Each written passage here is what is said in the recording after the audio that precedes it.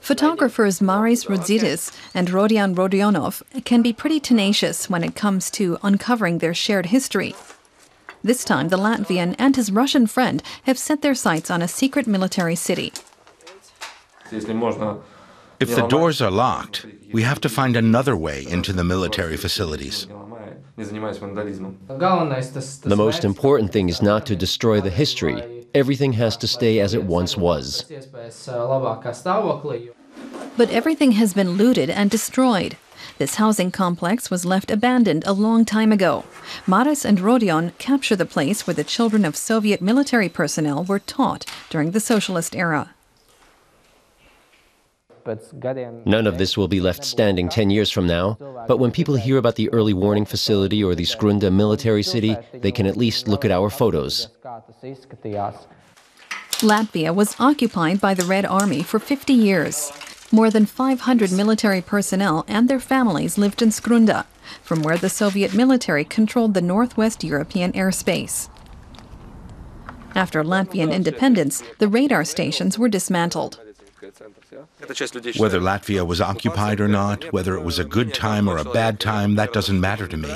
It happened and it's part of our history. The occupation was bad for a lot of us Latvians, but the Soviet army wanted to defend us. It really did protect us from our enemies. But people in the neighboring villages don't see it that way. Inns Folkmanis became fed up with the Soviet occupation under which his country suffered. So, after the troop withdrawal, he became an activist, pushing for the dismantling of the radar station. In part because the electromagnetic waves supposedly made local residents sick. Why should the army of a foreign country be stationed in my homeland, my fatherland? It had to go. And the radar station was a symbol of the Cold War.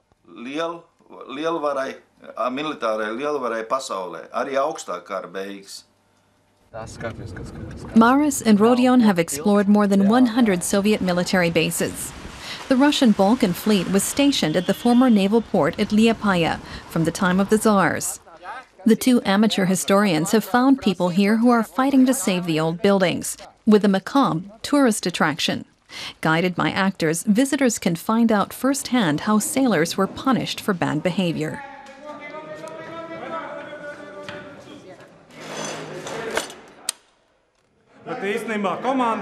We want to show that it's more helpful to stick together than to stand alone. During the Soviet era, everyone was pitted against each other. If you made a mistake, everyone was made to suffer. Along with a group of Lithuanian tourists, Maris and Rodion are condemned to punishment. Although the whole thing seems a bit bizarre to them, they take photos to document that, at least this way, one more historical military building is being saved from demolition.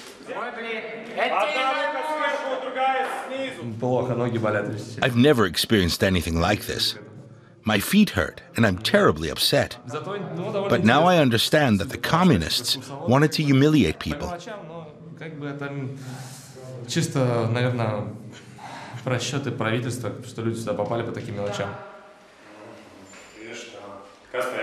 By the end of the show, the two are happy to leave prison behind them.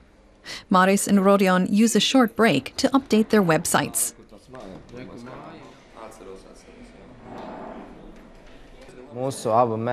We both have the goal of preserving history.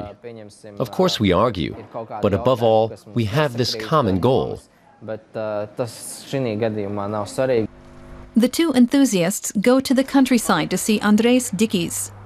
Out here, there's a secret bunker hidden under a vegetable patch. Andrejs Dikis helped build it during the socialist era. It was intended to serve as headquarters for civil servants from Riga in the event of a nuclear war. Today, the technology is obsolete, and the bunker is threatened with flooding. Every bunker smells different. That's great.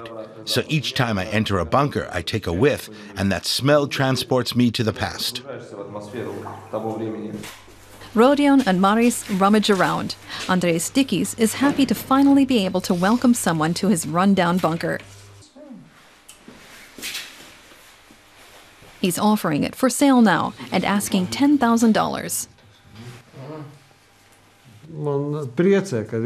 These guys are the first to show serious interest in the bunker. I'm very happy about that. We'll see what happens. We have enough of these abandoned industrial monuments in Latvia. I would like to set up a museum here to help bring history closer to people. But we need a lot of money for that, which we don't have, unfortunately. So the two continue their search for evidence of the past, though they're keeping the exact locations to themselves.